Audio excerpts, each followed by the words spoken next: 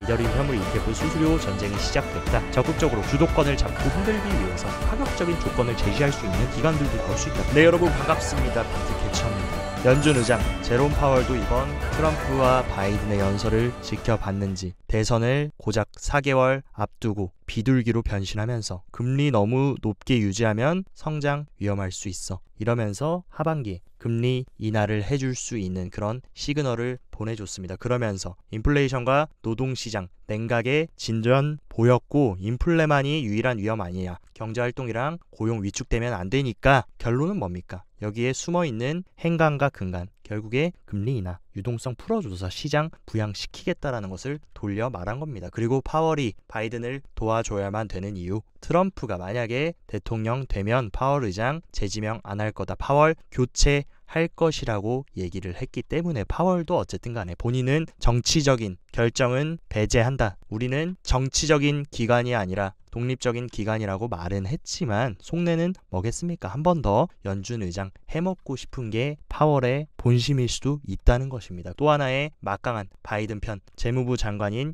옐런까지 시간 지나면 인플레 압력 완화될 거다. 인플레 압력 완화되면 그 다음 수순 뭡니까? 금리 인하. 금리 인하는 제가 봤을 때 이제 대선 전에 한 차례 인하해주는 것은 거의 확실시 되어가는 그런 분위기입니다. 그리고 연준의 비공식 대변인이라고 불리는 닉 티미라우스 기자 또한 우리한테 금리 인하에 대한 힌트를 줬는데, 파월, 우리는 계속해서 회의를 통해 결정을 내리고 있다. 지난 2년 동안 인플레이션 낮추고 노동시장 냉각시키는 데 있어 진전을 이룬 것에 비추어 볼 때 인플레 상승만이 우리가 직면한 유일한 위험은 아니다. 그러니까 물가가 목표 물가에 도달하지 않더라도 다른 위험, 어떤 위험이겠습니까? 연준의 목적은, 연준의 궁극적인 목표는 물가 안정도 있지만 고용시장을 안정화시키는 것도 연준의 아주 중요한 임무다. 그렇기 때문에 고용이 무너지고 나서 조치를 하는 게 아니라 무너지기 전에 조치를 해야 될 필요성, 그러면서 가장 최근에 노동시장 데이터는 노동시장 상황이 2년 전에 비해 상당히 냉각되었다는 매우 분명한 신호를 보낸다. 그러니까 명분 딱 만들어 놓고 이제 금리 인하해주면서 시장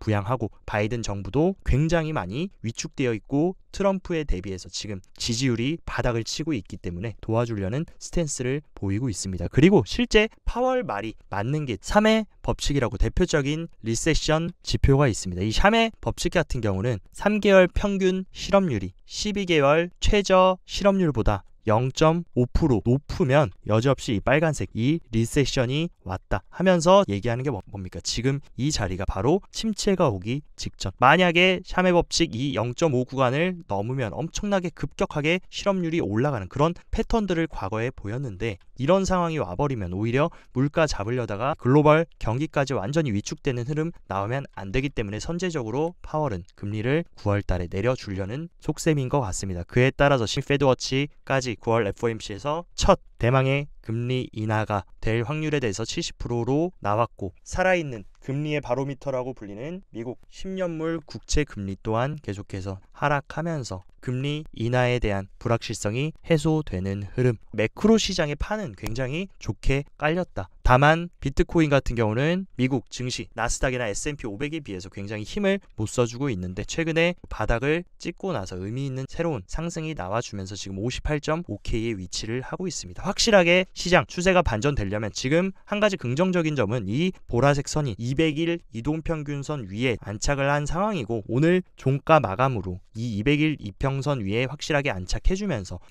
작년 10월부터 만들어줬던 이 상승 트렌드 라인, 이 트렌드 라인 위로 다시금 일봉 종가로 안착해주는 게 일단은 첫 번째 상승을 위한 선결 조건입니다. 그 다음에는 제가 말씀드렸던 이 계속 하방에서 저항을 받았던 이 트렌드 라인까지 돌파해주면 그때서야 비로소 우리가 이제 기나긴 개미털기와 조정이 끝나고 새로운 파동이 시작되겠구나라고 판단할 수 있고, 어쨌든 지금까지 이런 식으로 적산병이 뜨면서 3일 연속으로 저점을 올려주고 양봉을 보여줬던 것, 그리고 거래량도 의미있게 들어와준 점은 충분히 고무적인 상황이라고 볼 수 있습니다. 그리고 또한 개미들의 뒤통수를 친 소식, 독일이 비트코인 던진다, 독일 정부가 비트코인 투매한다 이러면서 시장 공포심리 다 조장해놓고 나서 지금 와서 뭐라고 얘기했습니까? 독일의 비트코인 매각은 독일 정부의 결정이 아니라 독일의 하나의 주, 작센주의 결정이었다 하면서 범죄 압수물에 대한 통상적인 매각 절차자. 처음부터 이렇게 얘기해주면 되는데 지금 와서 다 패닉셀라고 개미들 다 손절하고 시장 시즌 종료다, 독일 투매한다 이런 식으로 망할 것처럼 만들어 놓고 지금 와서 통상적 매각 절차다.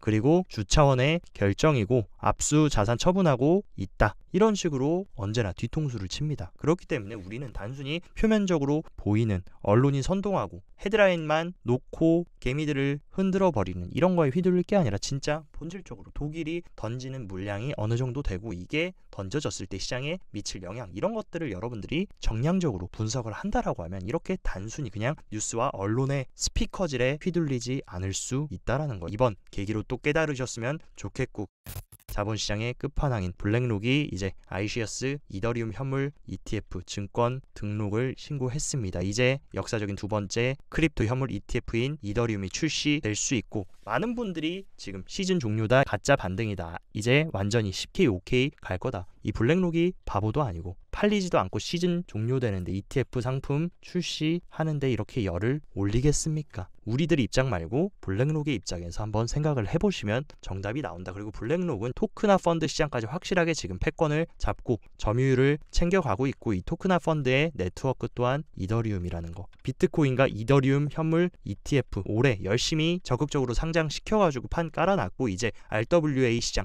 토크나 펀드 시장까지 판 깔아놨는데 이거 다 시즌 종료되고 이제 사이클 끝났다라고 하면 다 물거품이 돼버립니다. 근데 지금 전세계 1위 자산운용사가 판 다 예쁘게 깔아놨고 본인들이 이제 쥐고 흔들 준비가 다 됐는데 시장 죽일까? 제가 블랙록이라면 시장 누군가가 죽이려고 해도 어떻게든 죽이는 거 맞고 어쨌든 얘네들도 본인들이 이득이 되는 쪽으로 움직이지 단순히 그냥 기분 좋아가지고 ETF 출시하고 토크나 펀드 출시하는 게 아닙니다. 결국에 자산운용사들도 운용 수수료를 받고 돈을 벌어야 되기 때문에 상품들이 잘 팔려야 되고 여러분들이 블랙록 입장에서 한번 생각을 해보시면은 지금 수천 개의 ETF가 상장이 되어 있는데 그 중에 거래량이 10위권에 들 정도로 굉장히 인기 있고 블랙록한테 엄청난 수수료, 돈을 벌어다주는 IBIT, 비트코인 현물 ETF 이 효자 상품으로 계속 돈 벌고 이익 내야 되는데 시장 지금 폭락시키고 죽이고 시즌 종료시키게 놔둬가지고 블랙록이 좋을 게 뭐가 있겠습니까? 이 효자 상품 더욱더 잘 팔리게 만들고 거래량 더 올라오게 만들어서 정말 이런 굴지의 인덱스 펀드들과 비트코인 현물 ETF 거래량의 어깨를 나란히 하려고 오히려 더 노력을 할 겁니다. 그렇기 때문에 지금은 시즌 종료가 아니라 후반전 상승장의 마지막까지 고래와 세력들은 모든 개인들을 데려가지 않습니다. 개인을 선발하는 과정 그 와중에 최종 목적지까지 가는 와중에 90%의 개인들은 털려 나갈 것이고 지금도 그런 일련의 작업을 하고 있다라고 저는 일관되게 생각을 하고 있습니다. 그리고 이제 이더리움 현물 ETF가 출시되니까 이더리움 현물 ETF 수수료 전쟁이 시작됐다 하면서 인베스코와 갤럭시는 0.25%를 제시했고 또한 더욱더 이더리움 현물 ETF를 적극적으로 주도권을 잡고 흔들기 위해서 어느 정도 기간까지는 0%로 해주겠다 이런 파격적인 조건을 제시할 수 있는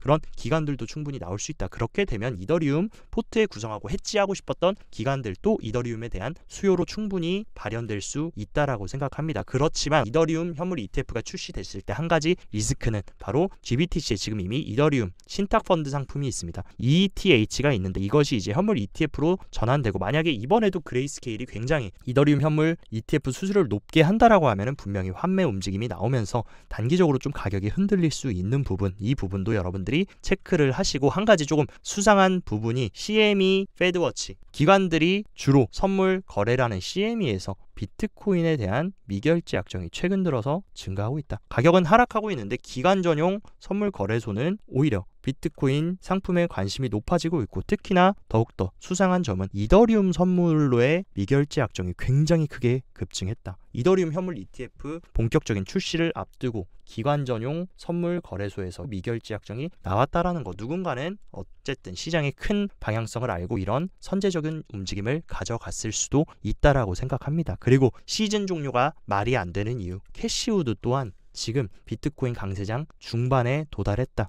그러니까 지금은 시즌 종료가 아니라 사이클 하프타임 쉬어가는 기간이고, 이 쉬어가는 기간 지루하고 힘들어가지고 못 버틴 분들은 당연히 경기장 밖으로 퇴출되는 거고, 이제 조금 있으면 다시 휘스를 불고 후반전을 시작하는, 그리고 그 후반전의 주인공들은 누굽니까? 주요 은행 거물들의 비트코인 채택을 예측했다. 어쨌든 월가의 수면 아래에서는 지금 비트코인 현물 ETF를 판매하고 있는 자산운용사나 대형 기관들 뿐만이 아니라 모건 스탠리, UBS, 웰스파고, 뱅크 오브 아메리카, 메릴 린치와 같은 대형 은행들은 아직 ETF 출시 안 했습니다. 얘네들도 잠재적으로 ETF를 출시할 수 있는 그런 기관 중 하나고, 비트코인 ETF를 플랫폼에 올린 적조차 없다. 그리고 지금 준비를 하고 있다라고 얘기를 했습니다. 그리고 앞으로 몇 달 안에 하나가 나올 것 같다. 이 캐시우드 누님이 단순히 그냥 뇌피셜로 얘기한 걸까, 아니면 월가 최전방에서 적극적으로 자산 운용을 하고 있는 메이저 운용사의 CEO, 얼마나 많은 내부 정보와 최전방에서 기관 전통 투자자들과 많은 얘기들과 정보를 듣겠습니까? 저는 이게 단순히 뇌피셜이 아니라 조만간 정말 실제로 새로운 이런 굉장히 큰 대형 기관에서 ETF를 출시하고 시장에 뛰어드는 그런 것들이 지금 준비가 되고 있을 것이라고 생각합니다. 그리고 이런 대형 은행들도 바보가 아니기 때문에 시즌이 종료될 거면 이런 ETF 준비하지 않고 이제 시작일 뿐이라는 거 이들도 너무 잘 알기 때문에 준비하고 있는 것이 아닐까. 그리고 지금 크립토 VC들, 그 누구보다도 돈 냄새 잘 맞는 벤처 캐피탈들이 시즌이 종료될 거라면 계속해서 투자를 늘리지 않을 겁니다. 근데 벤처 캐피탈은 2023년 4분기를 시작으로 다시금 적극적으로 지금 투자를 유치하고 늘리면서 시장이 끝나지 않았고 후반전이 있기 때문에 이런 식으로 막대한 돈을 투자해가지고 재미를 보려는 모습, 우리들의 입장이 아니라 항상 그들의 입장에서 본다라고 하면 중장기적인 시장의 방향성이 어떻게 흘러갈지가 너무나 명확하다. 미국의 기술정책 단체들까지 바이든 행정부의 포괄적인 가상자산 규제 지지를 촉구하면서 구글, 아마존, 메타, 애플 이런 대형 빅테크들이 회원으로 있는 미국 기술정책 단체 진보 회의소가 바이든 대통령의 가상자산에 대한 입장을 바꿀 기회가 아직 남아있고, 가상자산 문제와 관련해 도널드 트럼프 전 대통령 이길 수 있다. 그러니까 바이든 너 지금 이대로 가면 무조건 패배하니까 크립토 유권자라도 잡으려면 친화적인 움직임, 지금이라도 스탠스 바꿀 기회 있어, 아직 시간 있어 라고 하면서 적극적으로 지지를 지금 촉구를 하는 움직임. 제가 봤을 때 바이든은 선택지가 없다. 한 표 한 표가 지금 소중하고 본인들 사퇴할 위기까지 들어섰는데 여기서 지금 고집 피우면 안 될 것 같고, 어쨌든 간에 한 표라도 더 받기 위해서 크립토 투자자들 굉장히 이번 대선 결과에 중요한 역할을 할 집단입니다. 그들한테 무조건 잘 보이기 위해서 알랑방구를 껴야 되는 상황이라는 것을 시사합니다. 그리고 유럽의 금융 허브인 영국의 재무장관의 가상자산 허브 도약을 언급한 튤립 시디크를 임명 예정한다. 재무부 장관은 굉장히 강력한 권한을 가지고 있고 글로벌 가상자산 허브로 만들기 위해 노력할 것이라고 적극적으로 발언한 크립토에 굉장히 친화적인 인물입니다. 그러면서 재무부 장관 직책은 핀테크 가상자산, 자산 및 부채 관리 정책을 감독하는 업무를 담당한다. 어쨌든 영국도 전 세계 글로벌 경제에 굉장히 중요한 금융 허브이기 때문에 중국이 재무장관이 크립토에 친화적인 인물이 선정된다라고 하면 중장기적인 정책이 불리시하게 흘러갈 수 있다. 그리고 넷플릭스 컨텐츠로 유명한 수리남의 대통령 후보도 은행 부족으로 국민들 지금 고립되어 있다. 실제로 이런 신흥국들 그리고 경제 시스템이 완전히 붕괴되고 화폐 가치가 망가진 나라들은 어쨌든 크립토를 사용하게 될 수밖에 없는 것. 지금 이런 아르헨티나를 비롯해서 엘살바도르, 베네수엘라 등등 수리남까지 이런 신흥국들이 계속 암호화폐를 채택하고 비트코인을 채택하는 움직임. 이제 기관 투자자뿐만이 아니라 국가적인 채택도 현재 진행 중인 상황이다. 국가들까지 채택하는 마당에 시즌 종료가 웬 말이겠습니까? 쉬어갈 수는 있어도 게임이 끝나기에는 너무나 많은 수면 아래 엄청난 물결들이 파도를 치고 있습니다. 그리고 또한 굉장히 중요한 페이팔의 스테이블 코인인 PYUSD가 솔라나 네트워크로 확장한다. 여기서 우리가 눈치채야 될 재밌는 사실, 미국발 스테이블 코인인 USDC가 솔라나 네트워크를 적극적으로 사용하는 것은 잘 알고 계실 겁니다. 근데 여기다가 미국발 스테이블 코인인 페이팔의 PYUSD까지 솔라나를 확장한다. 여기서 확실하게 알 수 있는 거, 미국의 월가는 적극적으로 레이어 1 중에는 솔라나를 밀어주고 배킹을 하고 있다라는 것을 우리가 체크할 수 있고, 또 굉장히 중요한 소식, 유로 기반 스테이블 코인인 EURC, 서클의 EURC가 베이스 프로토콜에 출시한다 하면서 전 세계 사용자에게 유로화 기반 디지털 통화로 더 빠르고 저렴한 상거래를 제공할 수 있도록 최초로 유로화 기반 스테이블 코인인 EURC를 베이스 프로토콜에 도입한다. 여기서 우리가 체크할 수 있는 거, 레이어 1은 제가 봤을 때 미국이 솔라나를 적극적으로 이번 사이클 때 드라이브 해줄 것으로 보이고, 이더리움 레이어 2는 코인베이스의 레이어 2인 베이스 프로토콜을 적극적으로 밀어줄 수 있다라는 힌트를 우리가 볼 수 있습니다. 어쨌든 이번 시장의 주인공은 바로 미국과 월가입니다. 월가의 금융 세력들인데 얘네들이 지원하고 있는 네트워크가 어떤 것이고, 그런 지원을 받는 네트워크는 확장되고 점점 더 커질 수밖에 없기 때문에 이런 부분 우리가 잘 캐치하셨으면 좋겠다. 그리고 몇 가지 온체인 데이터들도 체크를 해보면 축적 주소로의 유입이 가격은 빠지고 있는데 오히려 엄청나게 축적 주소로는 자금들이 들어오고 있다라는 거. 누군가는 집어 던지고 팔고 도망치고 있지만 누군가는 그 물량을 싸그리 받아서 계속적으로 축적하고 매집하고 있다라는 거, 이 부분이 중요하다라는 것을 여러분들이 인지하셔야 됩니다. 그리고 미실현 손익 같은 경우도 최근에 비트코인 역사적 신고점 갱신하고 과열 구간에서 지금 이런 식으로 차갑게 식어버린 상황인데, 과거에 2017년 사이클 당시에도 어땠습니까? 과열 구간을 찍고 기술적으로 식혀준 다음에 후반전이 시작됐고, 21년 사이클 같은 경우도 과열 구간을 찍고 식혀준 이후에 다음 후반전 역사적 신고점을 갱신한 만큼 지금도 마찬가지입니다. 역사적 신고점 갱신하고 식혀준 다음에 올려쳐줄 수 있는 과거의 패턴과 너무나 비슷하다. 지금이 완전히 발바닥은 아니고 충분히 조금 더 빼줄 수는 있지만, 어쨌든 이 고통스러운 시간이 지나고 나면 또 언제 그랬냐는 듯 새로운 움직임을 보여줄 것이라고 프랙탈적으로 얘기를 하고 있고, 소셜 미디어의 불리시한 강세 심리가 4개월 전과 대비해서 완전히 죽어버렸습니다. 오히려 지금 강세 심리와 약세 심리가 거의 비등할 정도, 지금까지는 계속 강세 심리가 압도적인 상황이었지만 지금은 강세론자들도 다 약세론자로 변신했고, 마이클 버리 대폭락장, 크립토 멸망론자로 변신을 하고 있는 이 시기가 언제나 지나고 보면 굉장히 위기인 것 같았지만 기회였다라는 거. 실제로 지금 공포 탐욕 지수 같은 경우는 28포인트입니다. 극도의 공포